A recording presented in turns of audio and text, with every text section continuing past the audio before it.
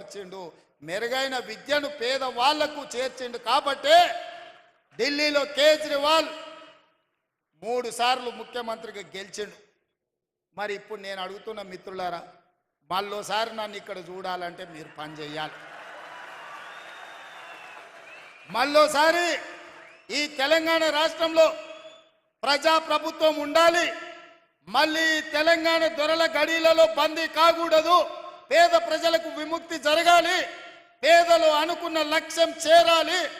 పేదవాడు ఆత్మగౌరవంతో బతకాలి.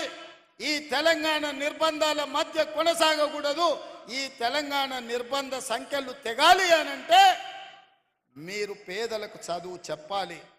మీరు పేదలకు చదువు చెప్పినప్పుడే, పేదలకు విద్యను అందుబాటులోకి తెచ్చినప్పుడే ఈ ప్రభుత్వానికి మంచి పేరు వస్తుంది. మా మిత్రులు, ప్రజాప్రతినిధులు, నా సహచరులు అంతా బాగుంటే వాళ్ళకందరికీ హోదాలు వస్తాయి.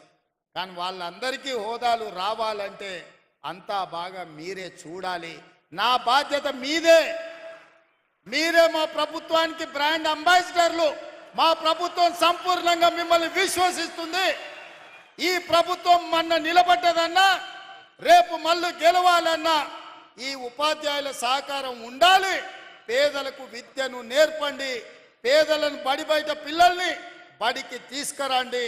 మీకు ఏం కావాలనో అన్ని ఇచ్చే బాధ్యత నాది. పేదలకు విద్య నేర్పించే బాధ్యత మీది. అప్పుడే మన తెలంగాణ సాధించుకున్న తెలంగాణ ప్రజా ప్రయోజనం చేకూరుతుంది. అదేవిధంగా స్పోర్ట్స్ మీద కూడా ఇవాళ పాలసీలు తీసుకొస్తున్నాం. గ్రామీణ ప్రాంతాల నుంచి మండల కేంద్రాలలో కూడా మినీ స్టేడియంలు నిర్మించాలన్న ఆలోచన కాంగ్రెస్ పార్టీ చేస్తుంది. తప్పకుండా క్రీడల పట్ల విద్యార్థులను మళ్లించాలి. ఇవాళ నిన్న క్యాబినెట్లో నిఖత్ జరీన్కు, అదేవిధంగా సిరాజ్కు రూల్స్ అన్ని మినహాయింపునిచ్చి గ్రూప్ 1 డిఎస్పీ పోస్టులు క్రీడలలో రాణించినందుకు ఇచ్చినాం. ఇవాళ మీరు పిల్లల్ని క్రీడలలో ప్రోత్సహించండి. ఇవాళ ఒక స్కిల్స్ యూనివర్సిటీని పెట్టినాం. స్కిల్స్ యూనివర్సిటీ ఇది ఒక కొత్త ప్రయోగం.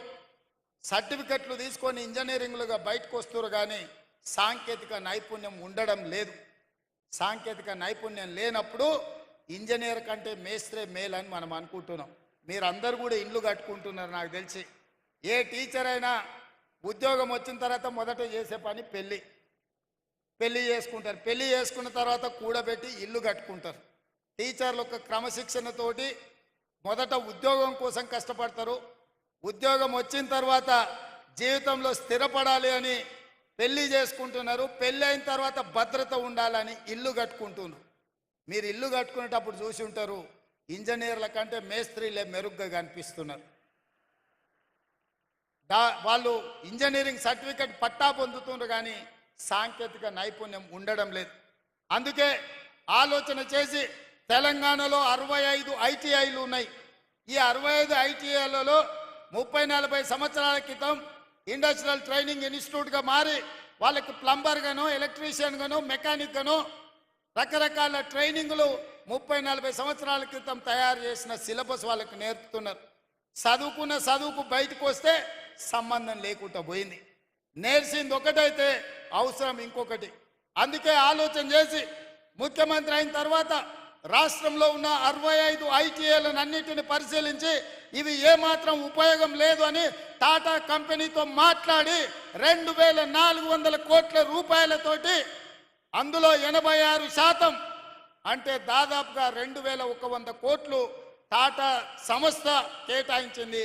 316 కోట్లు తెలంగాణ రాష్ట్ర ప్రభుత్వం, 86% వాళ్ళు ఇస్తే 14% మ్యాచింగ్ గ్రాంట్ ఇచ్చి ఈ 65 ఐటీఐలను ఏటీసీలుగా, ఏటీసీ అంటే అడ్వాన్స్డ్ టెక్నాలజీ సెంటర్లుగా మార్చి ప్రతి సంవత్సరం 4 లక్షల మంది నిరుద్యోగ యువకులకు ఐటీఐలలో ట్రైనింగ్ ఇచ్చి మిడిల్ ఈస్ట్ కంట్రీస్తో పాటు ఇవాళ మన రాష్ట్రంలో కన్స్ట్రక్షన్లో కానీ, ఫార్మాలో కానీ, మిగతా శాఖలలో పనులు చేయడానికి వాళ్ళకి శిక్షణ ఇవ్వడానికి ఇవాళ ప్రభుత్వం నిర్ణయం తీసుకొని ముందుకు వెళ్తున్నది.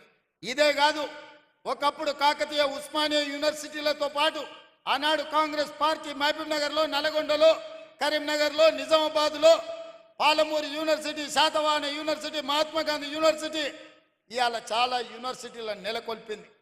ఈ యూనివర్సిటీల